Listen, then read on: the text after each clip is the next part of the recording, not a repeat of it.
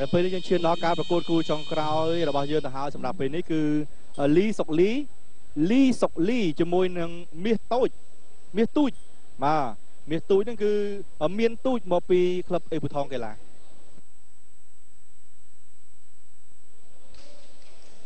ចាក្រមត្រៀមគូទី6ដែលជាគូចុងក្រោយទឹកទី1ចាប់ផ្ដើមការប្រកួតបង្គោលក្រហមលីសុកលីមានវ័យ4ឆ្នាំជាកីឡាករថ្មីសុទ្ធមកពីរាជសីបង្ក្រាបគ្រឿងញៀនខេត្តរតនគិរីជាកូនសិស្សរបស់លោកគ្រូម៉ាក់សខនជាកីឡាករមកពីខណ្ឌដង្កោរាជធានីភ្នំពេញរីឯបង្គោលខៀវមានឈ្មោះថាមានទូចវ័យ18ឆ្នាំ1.65 ម៉ែត្រដល់ប្រកួតបានម្ដងចាញ់ម្ដងនឹងតែម្ដងហើយប្រកួតម្ដងចាញ់ម្ដងហើយជាកូនសិស្សរបស់លោកគ្រូអេប៊ូថងមកពីអេប៊ូថងកីឡាអញ្ញាកណ្ដាលកាត់ក្តីគូចុងក្រោយគឺលោកនួនភិរមស្ដាំឆ្វេងចូលរបស់កីឡាករមានទូច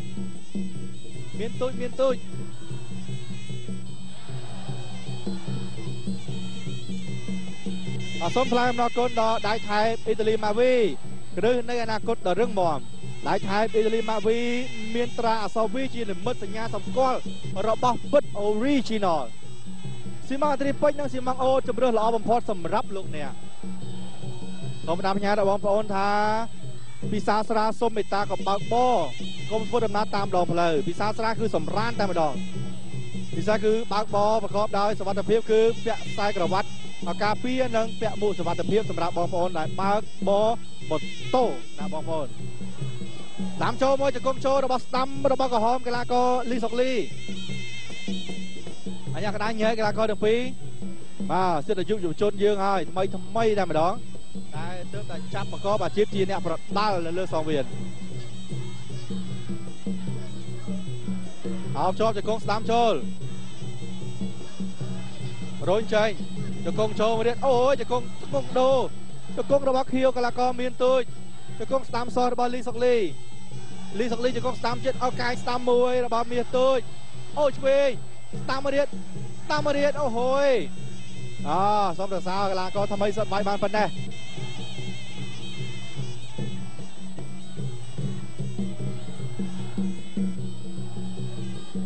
ញ៉ាកណ្ដាលលោកនួនភិរមបំបែកបន្តអូហូយដល់ស្ដាំមួយបន្តទៀត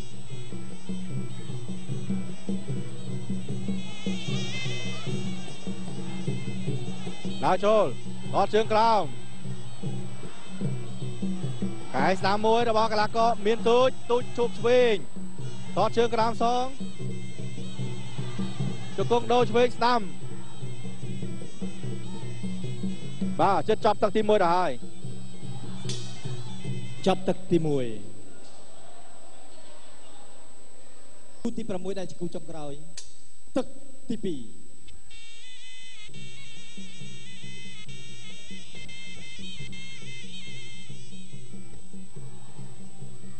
ទស្សនាការប្រកួតទឹកទី2គូចុងក្រោយ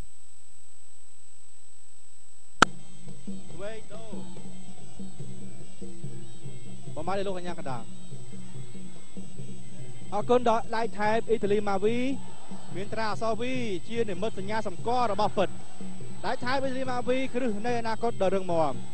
ស៊ីម៉ងអាត្រីពេជ្រនិងស៊ីម៉ងអូជម្រើសល្អបំផុតរបស់លោកអ្នកកញ្ញាកណ្ដាលនួនភិរមបំបែក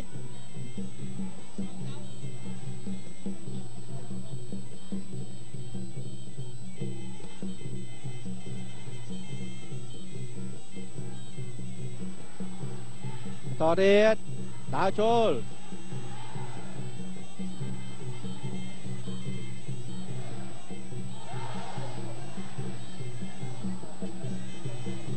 បបាយទៅលោកអញ្ញាកណ្ដាល